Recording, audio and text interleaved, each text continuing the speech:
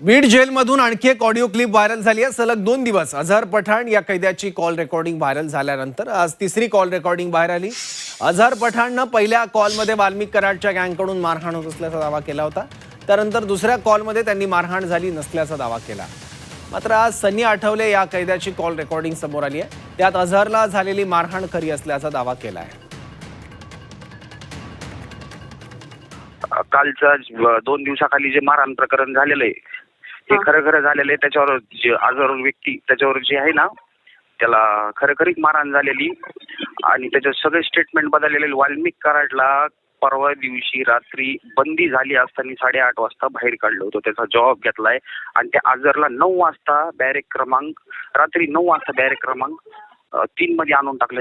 रात्री 9 वाजता हे कोणता प्रकार चालू आहे आणि जर ती माझ्या नावाची मी जर त्याला दबाव दिलाय तर मग हे काय करायला होते बाहेर आणि त्यांनी जो सांगितलेला प्रकार आहे त्याच्यासोबत ते खरं झालेलं आहे। त्याच्यावर सुप्रिटेंडेंट चांदणे साहेब आणि हे बाकीचे जे अधिकारी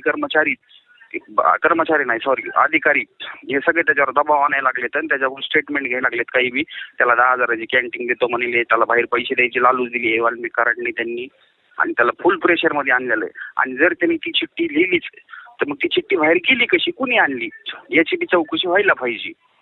आणि वाल्मिक कराडची मी ह्याच्या आधी सुद्धा हा क्लिप व्हायरल केलेली, माझ्यावर त्यांनी खोटा गुन्हा टाकलेला आहे। त्याच्यात बी त्याची पुन्हा वापस चौकशी करा, माझी बी करा त्यांची बी करा।